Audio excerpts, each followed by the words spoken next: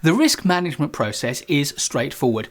We identify our risks, we understand them, and then we put together a plan before taking action.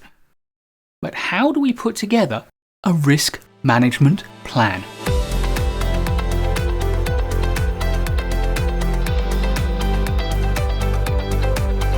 The first step in developing a risk management plan is to clarify what the risk is.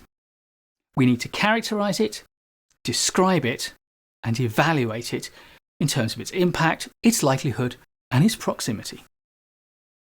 Secondly, if we're going to manage and mitigate the risk, we need to understand the causes of that risk. What are the root causes and the sequence of events which will trigger the risk to materialize?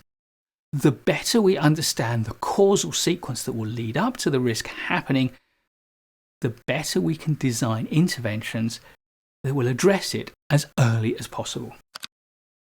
Thirdly, if we can, the best thing to do is to split one risk into lots of smaller sub-risks, the components. Particularly if you describe a risk in a loose way like financial cost overruns.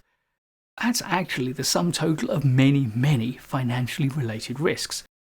It's hard to manage and mitigate cost overruns, but it's much easier to manage the individual causes.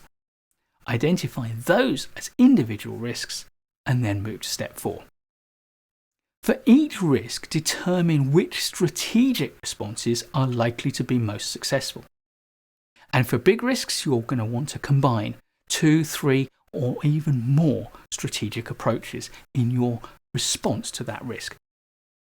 Of course, those strategic responses are to eliminate the risk, to reduce its likelihood, to reduce its impact, to transfer the risk, to build a contingency plan, or to accept the risk and do nothing.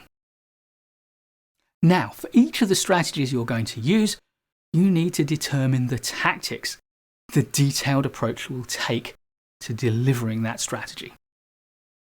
Evaluate your options and document the best of them. So, at number 6, you need to write up your action plan for the risk. This will include what you intend to do, the timing or schedule for your actions, who will be responsible and the resources that they'll need, the people, the assets, the equipment and the materials. What will be your budget? How much you're going to spend remediating the risk? And what are the review points along the way so that you can check that the actions you are taking are having the intended effect? And when you've done that, number 7 is to determine the residual risk. Does your management plan address the whole risk? If it doesn't, what is left? And how much of a threat is that?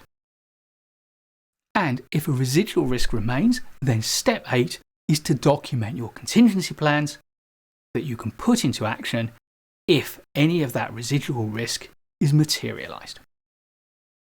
So, the process for creating a risk mitigation plan is straightforward. I've broken it down into 8 steps, and those are steps that you can follow very easily for each risk in your risk register. And if you need to know more about risk registers, then take a look at this video. I'll put a link in the description below.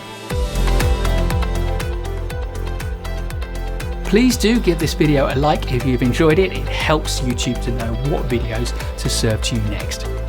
And of course, the best thing you can do is to subscribe to the channel and hit the notification bell so you don't miss any of my content.